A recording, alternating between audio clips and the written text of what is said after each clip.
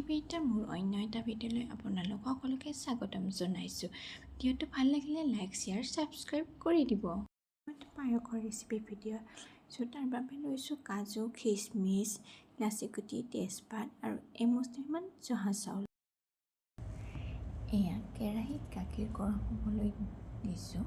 অলপমান গৰম হোৱাত দুটা তেজপাত দি লৈছোঁ আৰু দুটামান ইলাচি গুটি দি পুনৰ গাখীৰখিনি অলপ গৰম কৰি লৈছোঁ।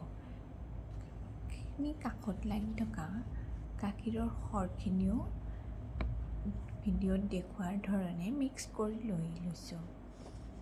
ভিডিঅ'ত দেখুৱাৰ দৰে মিডিয়াম টু হাই ফ্লেমত গাখীৰখিনি উতলিবলৈ দি আছোঁ আৰু কেৰাহীৰ কাষত লাগি থকা গাখীৰৰ সৰখিনি গাখীৰৰ লগত মিক্স কৰি দি আছোঁ।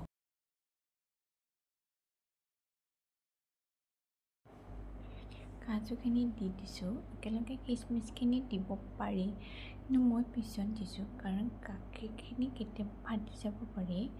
কাজুখিনি দি পুনৰ মিডিয়াম টু হাই ফ্লেমত গৰম কৰি লৈছোঁ। কিচমিচ দিলে কিচমিচৰ টেঙা ভাৱটোৰ কাৰণে কেতিয়াবা গাখীৰখিনি ফাটি যায়।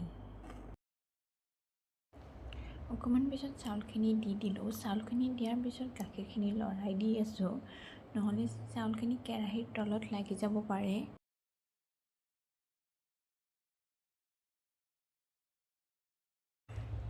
এতিয়া মিডিয়াম টু হাই ফ্লেম কৰি গাখীৰখিনি উতলিবলৈ দি চাউলখিনি লৰাই আছোঁ আৰু চাউলখিনি সিজিছে নে নাই এনেকৈ চাই আছোঁ মাজে মাজে।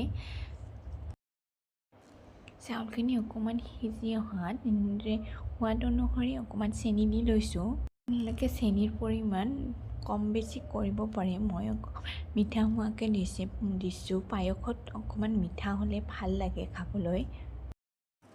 মিডিয়াম টু হাই ফ্লেম কৰি এনেকৈ পুনৰ গাখীৰখিনি উতলিবলৈ দি লৰাই আছোঁ। কিচমিচখিনি দি গাখীৰখিনি কমি আহিবলৈ দিলোঁ আৰু এতিয়া আমাৰ পায়সখিনি হৈ গ'ল। আপোনালোকে ভিডিঅ'টো চাই কেনে পালে জনাবচোন। আজিলৈ আহিছোঁ, বাই বাই।